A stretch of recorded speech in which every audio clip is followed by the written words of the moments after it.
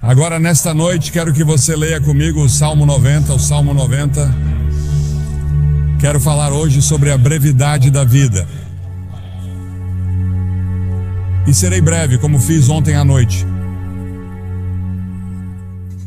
O 10º versículo do 900 Salmo.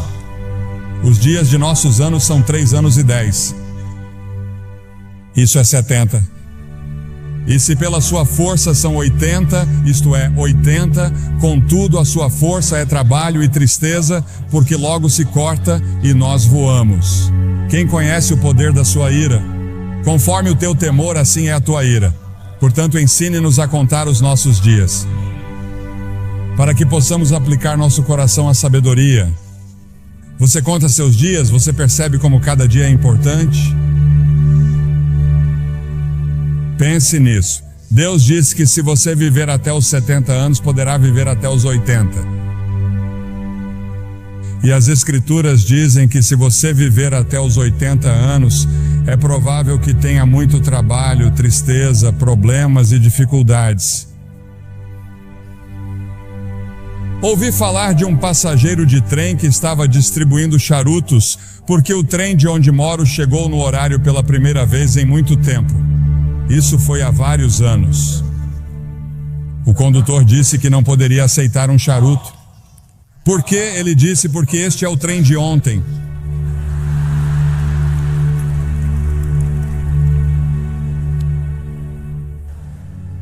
Há o colapso do tempo ao nosso redor. Você sabia que nos dias de Jesus, o mais rápido que uma pessoa podia ir era o mais rápido que um cavalo podia correr? E isso aconteceu até 1830, quando desenvolvemos um motor mais rápido que um cavalo. Pense nisso. Naquelas centenas e milhares de anos, o mais rápido que você podia ir era a cavalo. Depois, em 1910, desenvolvemos uma aeronave militar que percorria 42 milhas por hora.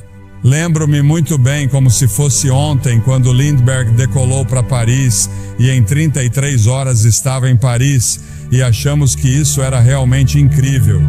Hoje em dia entramos em um Concorde, ou algumas pessoas o fazem, e chegam lá em 3 horas e meia. E em 1960 começamos a viajar pelo ar a 18 mil milhas por hora quando chegamos à estratosfera.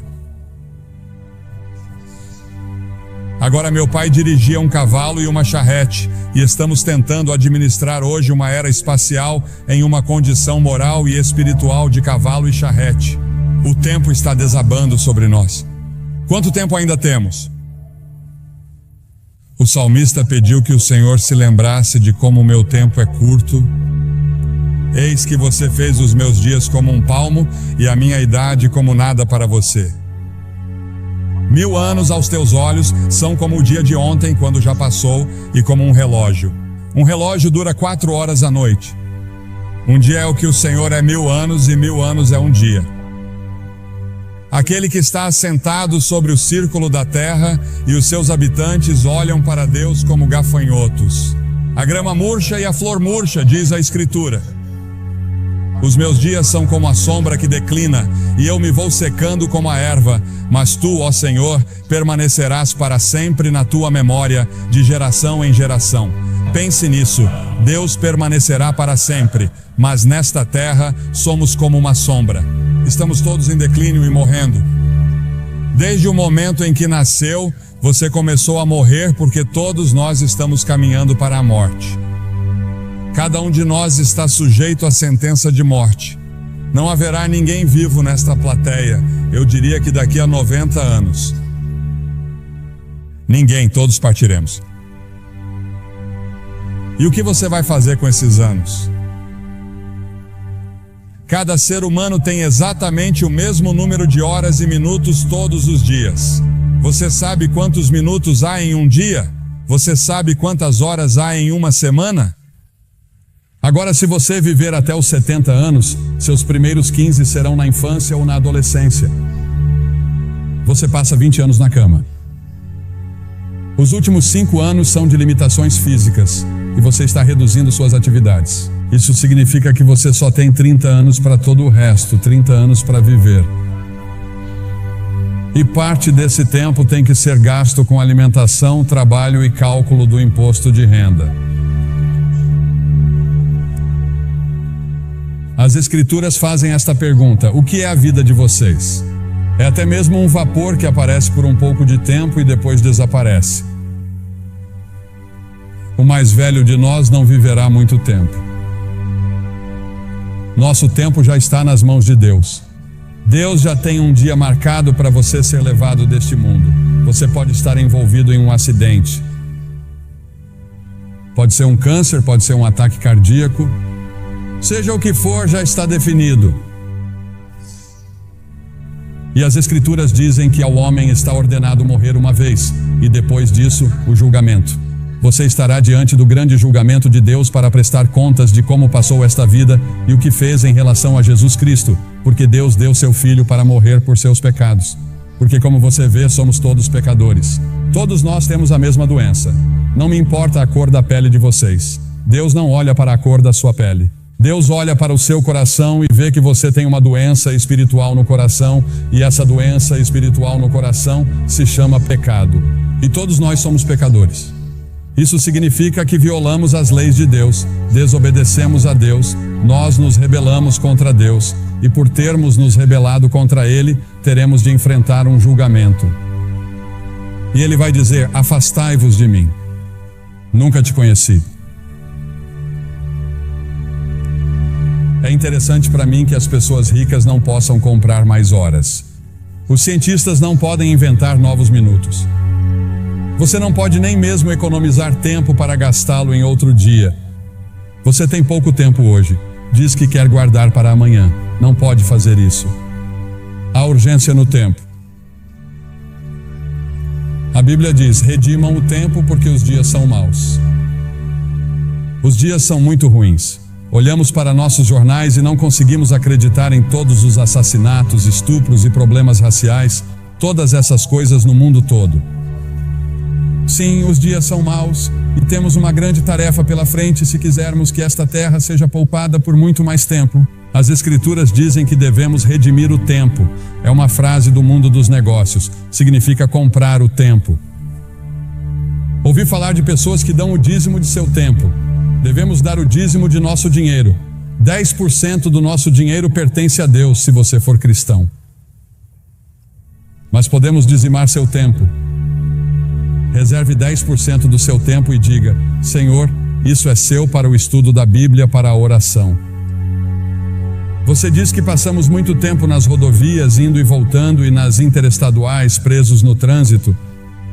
Você sabe, inventamos todas essas coisas modernas para economizar tempo, mas temos menos tempo do que nunca. Temos bem menos tempo hoje que meus pais na era dos cavalos e charretes. No entanto, temos automóveis e aviões velozes, e estamos correndo de um lugar para outro como loucos. E a maioria de nós não sabe o que fazer ao chegar lá.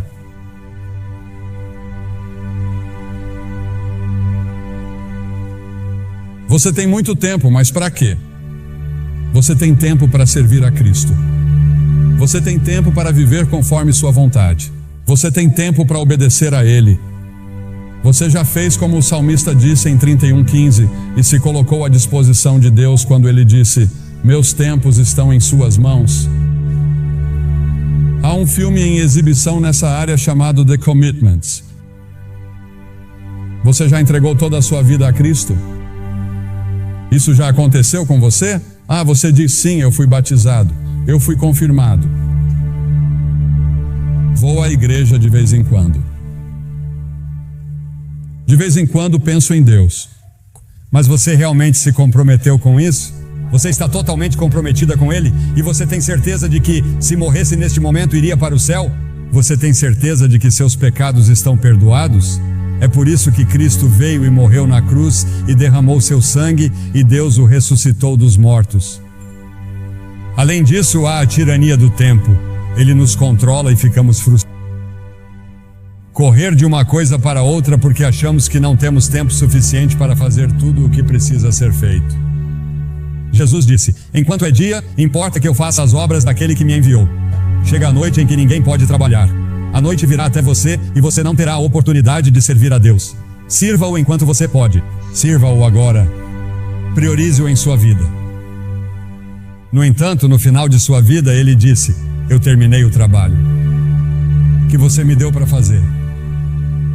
Deus tem um plano para a sua vida e você pode concluí-lo com a ajuda de Deus, e Ele lhe dará uma alegria e uma paz que você nunca sonhou que existissem se você colocar sua confiança nele.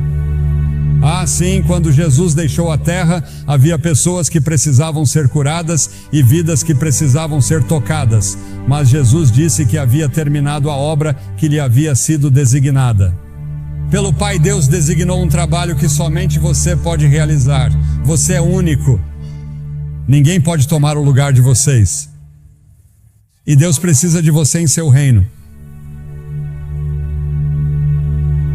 O tempo pode ser nosso aliado ou nosso algoz. Mesmo assim, o tempo é incrivelmente justo e perdoador. Não importa quanto tempo você tenha desperdiçado no passado, você ainda pode ter o amanhã. Adlai Stevenson disse certa vez que o que conta não são os dias de sua vida, mas a vida em seus dias. Precisa comprá-lo. Qual é o preço que você tem que pagar? O preço é que você não tem tempo para certas coisas. Não devemos ficar à deriva, fazendo todos os prazeres, bebendo e fazendo todas as outras coisas erradas. Deus quer que amemos os outros. A principal coisa que Ele quer que façamos é amar o próximo e amar as pessoas de outras raças. A única coisa que distingue um crente dos outros é o amor que domina a sua vida. Sua vida deve ser cuidadosamente planejada. Depois há o término do tempo. Irmãos, o apóstolo Paulo disse em 1 Coríntios que o tempo é curto. No Apocalipse ele nos diz que o tempo não existirá mais. Jesus e seus discípulos passaram os 94 versículos de Mateus 24 até o final do capítulo 25 falando sobre o fim dos tempos. Ao nos aproximarmos do fim dos tempos, lemos em Apocalipse 12 que o diabo estará freneticamente ativo, porque sabe que seus dias estão contados. Sim, existe um demônio. Existe um Satanás. Ele é uma pessoa real e eles são demônios reais e vão lutar por sua alma esta noite, porque Satanás não quer desistir de você. Ele lutará para manter você no reino dele, pois existem dois reinos. Há o reino do diabo e há o reino de Deus, e você tem o direito de escolher em qual deles quer estar. É claro que não sabemos quando será o momento da vinda de Jesus. Em Marcos 13 é-nos dito que o céu e a terra passarão, mas daquele dia e hora ninguém sabe. Portanto, cuidado, vigie e ore, pois você não sabe qual é o seu tempo. Não sabemos quando Deus virá nos buscar.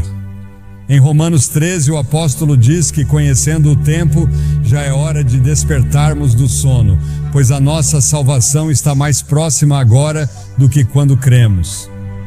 A noite já passou, o dia está próximo, portanto lancemos fora as obras das trevas e vistamos a armadura da luz. A Bíblia usa várias vezes a frase "o tempo está próximo". Jesus nos disse para discernirmos os sinais dos tempos. Um dos sinais é que a iniquidade será abundante. Pegue seus jornais e assista ao noticiário. A iniquidade é abundante em todos os lugares, não apenas em Nova York, não apenas em Nova Jersey, mas em todo o mundo. Quando a lista for chamada no céu, você estará lá? O nome de vocês está escrito no livro da vida? Porque as Escrituras dizem que se o seu nome não estiver no livro da vida do Cordeiro, você nunca entrará no céu. Seu nome neste momento está no que é chamado na Bíblia de livro. E sob seu nome estão todos os pecados que você já cometeu, todas as coisas erradas que você já pensou, todas as suas intenções erradas. Está tudo lá registrado e você será confrontado no julgamento.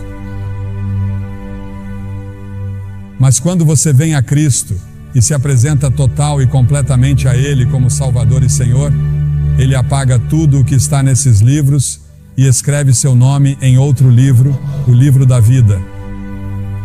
No livro do Cordeiro, O nome de vocês está escrito lá? Se meu nome não estivesse escrito ali e eu não soubesse, eu não sairia deste prédio esta noite até ter certeza. Porque talvez nunca mais haja outro momento como este na vida de vocês. Esta é a hora de você estar com Deus. E então a brevidade do tempo exige ação imediata. O fato de que o tempo é curto exige que façamos algo a respeito agora, porque as Escrituras dizem em 2 Coríntios 6:2 que agora é o tempo aceito, não amanhã, hoje. O que você deve fazer, faça-o agora. O dinheiro que você deve doar, doe-o agora. Testemunhe agora às pessoas que deve. Toda vez que o relógio marca o tempo, ele parece dizer agora. Hoje, se vocês quiserem ouvir sua voz, não endureçam o coração. Você pode endurecer seu coração. Se você ouvir uma mensagem como essa, isso pode ser muito perigoso, porque você endurecerá seu coração. E na próxima vez que você ouvir o Evangelho, seu coração ficará cada vez mais duro. Venha a Cristo agora. Se houver um sussurro em seu coração de que você precisa vir, você vem. Depois há o aviso do tempo. Um dia será tarde demais para sua alma. O tempo é muito curto para indecisões e vacilações. Você não deve ficar entre duas opiniões. Os tolos dizem que há tempo de sobra. O diabo diz que você tem tempo de sobra. Todas as manhãs você tem 86.400 segundos para gastar e investir. A cada dia, o nome do banco abre uma nova conta com você. Talvez não haja amanhã. Venha agora. As Escrituras dizem, visto que todas essas coisas hão de acontecer, que tipo de pessoas vocês devem ser? Li um artigo há alguns anos falando sobre algumas pessoas que estavam se divertindo muito na véspera de Ano Novo, e o autor do artigo disse que elas bebiam como se não houvesse amanhã. Provavelmente todos vocês já ouviram a música, em outro momento e em outro lugar, e é isso que o diabo sussurrará em seu ouvido esta noite. Quando eu lhe disser que você precisa vir e assumir seu compromisso com Cristo, com essas centenas e milhares que já vieram nesta cruzada, o diabo dirá, espere, outra hora, outro lugar. Este não é o momento. Este é o momento. O simples fato de você estar aqui indica que é a hora. Por alguma estranha coincidência ou providência, Deus trouxe você aqui esta noite. E antes de vir você achava que estava bem com Deus, mas agora não tem certeza. E você quer ter certeza, você quer ter certeza. Sim, o demônio sempre diz, sim, faça isso. Mas em alguns momentos e em alguns lugares, Deus diz aqui e agora. Em Lucas 19, você vê Jesus chorando pelo povo de Jerusalém. Há um poema que ouvi pela primeira vez anos atrás que diz: há um tempo que não sabemos quando, um lugar que não sabemos onde, que sela o destino do homem para a glória ou para o desespero. Alguém me escreveu uma carta aqui esta semana. Diz: caro Sr. Graham, em 1957, sua cruzada foi ao antigo Madison Square Garden, na cidade de Nova York. Eu tinha 6 anos. Ainda me lembro da viagem de ônibus, das arquibancadas de madeira dura e dos meus sapatos pretos de couro envernizado. Lembro de tudo.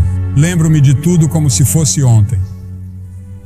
Quando você fez o convite para que eu entregasse minha vida a Cristo, eu estava pronto e me animei a ir. Mas infelizmente naquela época e naquela geração, minha mãe me respondeu e disse: quieto, sente-se. Não fazemos isso. Alguém pode ver você. Fiquei em minha cadeira. Aqui estamos 35 anos depois e tenho o privilégio de ser um conselheiro voluntário no andar de baixo. E é minha oração que nenhuma pessoa permaneça em seu assento, mas que venha à frente para receber Cristo. Enquanto há tempo, agradeço a você por trazer sua cruzada de volta a esta área. Minhas lembranças de menina de 6 anos estão transbordando de entusiasmo. Estarei orando por você esta semana. Deus abençoe você. Há um homem dessa região sobre o qual Cliff Barrows me falou ao telefone hoje. Sua família estava insistindo para que ele ficasse aqui porque ele não acreditava. E ele fazia questão de dizer às pessoas que não acreditavam em Cristo.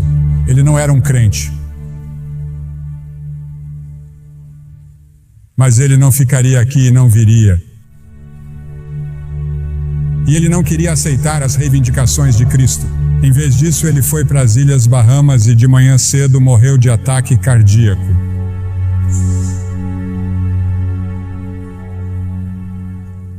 Para ele agora é tarde demais. Sua decisão está tomada. E quanto à sua decisão? Você vai dizer sim ou não às afirmações de Cristo? Cristo morreu por você, ressuscitou, e então o que você tem de fazer? Você precisa primeiro se arrepender de seus pecados. Isso significa que você diz: Senhor, sou um pecador. Sinto muito por meu pecado. Estou disposto a mudar meu estilo de vida. Quero segui-lo e servi-lo. E entrego minha vida a você esta noite, ou rededico minha vida a você esta noite. Preciso de você, Senhor, e quero assumir meu compromisso nesta noite. Nessa cruzada, nunca mais estaremos neste auditório. E você está aqui esta noite. Vou pedir que você se levante do seu assento na varanda. Isso levará 1 minuto a mais, portanto, comece agora. Venham e fiquem todos na frente, na minha frente, na frente do pódio. E depois que todos vocês vierem, vou lhes dizer uma palavra, fazer uma oração com vocês e dar-lhes alguma literatura para ajudá-los em sua vida cristã. Você diz: por que você pede às pessoas que venham publicamente? Porque cada pessoa que Jesus chamou, ele chamou publicamente. Havia algo em tornar isso público. Ele morreu por você publicamente, pendurado nu em uma cruz. Certamente pode vir e apresentar-se aqui publicamente. Assumir seu compromisso com ele e dizer: Senhor, você tem tudo de mim hoje. Quero ter certeza de que estou pronto para conhecer você. Apenas levante e venha de qualquer parte do estádio.